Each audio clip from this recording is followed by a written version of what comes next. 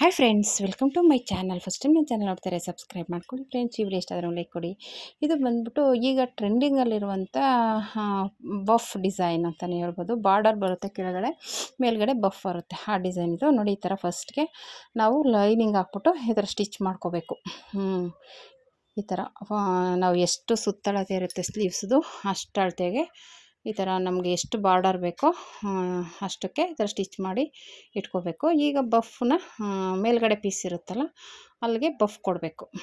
ಮೇಲೆ ಮಾರ್ಕ್ ಮಾಡ್ಕೊಂಬಿಟ್ಟು ಸ್ಲೀವ್ಸ್ಗೆ ನೀಟಾಗಿ ಇದು 2 ಪೀಸ್ ಇರುತ್ತಲ್ಲ, ಒಂದಕ್ಕೆ 2 ಪೀಸ್ ಮಾಡ್ಕೋಬೇಕು. ಕಟ್ ಮಾಡ್ಕೋಬೇಕು ಮಧ್ಯಕ್ಕೆ. ಒಂದು ಸೈಡ್ದು 2 ಪೀಸ್, ಇನ್ನೊಂದು ಸೈಡ್ದು 2 ಪೀಸ್ ಮಾಡ್ಕೋಬೇಕಾಗುತ್ತೆ. ಮಧ್ಯಕ್ಕೆ ಕಟ್ ಮಾಡ್ಕೋಬೇಕು.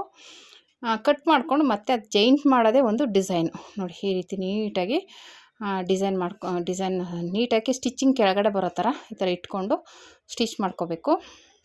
ಒಂಥರ ವಿ ಶೇಪಲ್ಲಿ ಅಂದರೆ ಎಲ್ ಶೇಪಲ್ಲಿ. ಇವಾಗ ಬಫ್ ಕೊಟ್ಕೋಬೇಕು. ಇದು ಲೈನಿಂಗ್ ಕೊಟ್ಟಿಲ್ಲ ನಾನು, ನೀವು ಬೇಕಂದರೆ ಲೈನಿಂಗ್ ಕೊಟ್ಕೋಬೋದು ಬಫ್ಗೆ.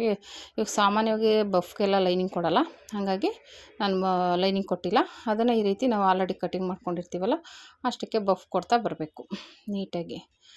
ತುಂಬಾ ಟ್ರೆಂಡಿಂಗಲ್ಲಿರುವಂಥ ಬಫ್ ಡಿಸೈನ್ ಅಂತಲೇ ಹೇಳ್ಬೋದು. ಇದು ಬಾರ್ಡ್ರ್ ದೊಡ್ಡದಿದ್ರೂ ನಮಗೆ ಒಂದು 2 ಇಂಚು ಬಾರ್ಡ್ರ್ ತೊಗೊಂಡು ಈ ಥರ ಡಿಸೈನ್ ಮಾಡ್ಕೋಬೋದು. ಬಾರ್ಡ್ರ್ ಸೀರೆಗಂತೂ ತುಂಬಾ ಚೆನ್ನಾಗಿರುತ್ತೆ.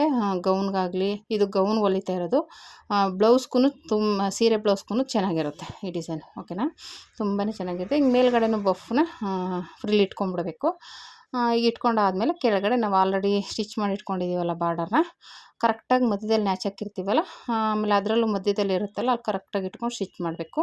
ಅದು ಸ್ಟಿಚಿಂಗ್ ಮಾಡಬೇಕಾದ್ರೆ ಒಂದು ಸ್ವಲ್ಪ ನಿಧಾನಕ್ಕೆ ನೋಡ್ಕೊಂಡು ಸ್ಟಿಚ್ ಮಾಡಿ. ನೋಡಿ, ನಾನಿಲ್ಲಿ ಇಟ್ಕೊಂಡಲ್ಲ, ಹಂಗೆ ಮಧ್ಯದಲ್ಲಿ ಇಟ್ಕೊಳ್ಳಿ. ಒಂದು ಸೈಡ್ ಫಸ್ಟು ಸ್ಟಿಚ್ ಮಾಡ್ಕೊಳ್ಳಿ, ಆಮೇಲೆ ಇನ್ನೊಂದು ಸೈಡು ಸ್ಟಿಚ್ ಮಾಡ್ಕೊಳ್ಳಿ. ಓಕೆನಾ. ಆಮೇಲೆ ಅದರಲ್ಲಿ ಬಫ್ಫು ಜಾಸ್ತಿ ಬಂತಪ್ಪ, ಇವಾಗ ನೀವು ಫ್ರಿಲ್ ಹಿಡಿಯುವಾಗ ಒಂದು ಆ ಕಡೆ ಈ ಕಡೆ ಆಗುತ್ತೆ. ಜಾಸ್ತಿ ಇದ್ದರೆ ಒಂದು ಫ್ರಿಲ್ ಇಟ್ಕೊಂಬಿಡಿ, ಕಮ್ಮಿ ಇದ್ದರೆ ಒಂದು ಫ್ರಿಲ್ ಬಿಚ್ಕೊಳ್ಳಿ, ಅಷ್ಟೇ, ತೊಂದರೆ ಏನಿಲ್ಲ. ನಾವು ಆಲ್ರೆಡಿ ಮಾರ್ಕ್ ಮಾಡಿ ಮಾಡಿರೋದ್ರಿಂದ ಕಮ್ಮಿ ಬರೋಲ್ಲ. ಆ ಥರ ಒಂದು ಆ ಕಡೆ ಈ ಕಡೆ ಆಗ್ಬೋದು ಒಂದೊಂದು ಬಫ್ಫು, ಆವಾಗ ಆ ಥರ ಮಾಡ್ಕೋಬೋದು. ಮಾಡ್ಕೊಂಡು ಈ ಥರ ಸ್ಟಿಚ್ ಮಾಡಿಕೊಂಡ್ರೆ ನಮಗೆ buff design, new trending buff design ready ಆಗುತ್ತೆ ನೋಡಿ. ಈ ಕಡೆನೂ ಹಾಗೇ ಸ್ಟಿಚ್ ಮಾಡ್ಕೋಬೇಕು. ಸ್ವಲ್ಪ ಎಲ್ಲ ವಿ ಶೇಪಲ್ಲಿ ಇದೆಯಲ್ಲ, ಹಂಗಾಗಿ ಸ್ವಲ್ಪ ನಿಮಗೆ ಕಷ್ಟ ಅನಿಸ್ಬೋದು. ಏನಿಲ್ಲ, ಕರೆಕ್ಟಾಗಿ ಅದನ್ನು ಇಟ್ಕೊಂಡು ಸ್ಟಿಚ್ ಮಾಡ್ಕೊಳ್ಳಿ. ಓಕೆನಾ. ನಾನು ಇಲ್ಲಿ ತೋರಿಸ್ತಾ ಇದ್ದೀನಲ್ಲ ಅದೇ ರೀತಿ ಸ್ಟಿಚ್ ಮಾಡಿದ್ರೆ ಆಯಿತು.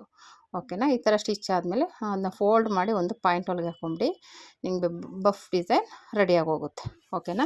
ತುಂಬಾ ಬ್ಯೂಟಿಫುಲ್ಲಾಗಿರುತ್ತೆ. ತುಂಬಾ ಟ್ರೆಂಡಿಂಗಲ್ಲಿರುವಂಥ ಬಫ್ ಡಿಸೈನು. ಅದು ನೋಡೋಕ್ಕೆ ತುಂಬಾ ಬ್ಯೂಟಿಫುಲ್ಲಾಗಿ ಕಾಣಿಸುತ್ತೆ. ಓಕೆನಾ. ಈ ಥರ ಒಂದು ಪಾಯಿಂಟ್ ಒಳಗೆ ಹಾಕೊಂಡ್ಬಿಟ್ರೆ ನಿಮಗೆ ಬಫ್ ಡಿಸೈನ್ ರೆಡಿ ಆಗುತ್ತೆ. ಓಕೆನಾ. ನೋಡಿ ಎಷ್ಟು ಚೆನ್ನಾಗಿದೆ ಅಂದರೆ ಸೂಪರಾಗಿ ಕಾಣಿಸುತ್ತೆ. ಒಂಥರ ವಿ ಶೇಪಲ್ಲಿ ನಾವು ಫಿಶ್ ಕಟ್ಟಲ್ಲಿ ಹೊಲಿತೀವಲ್ಲ ಆ ಥರ ಬರುತ್ತೆ ಈ ಡಿಸೈನು.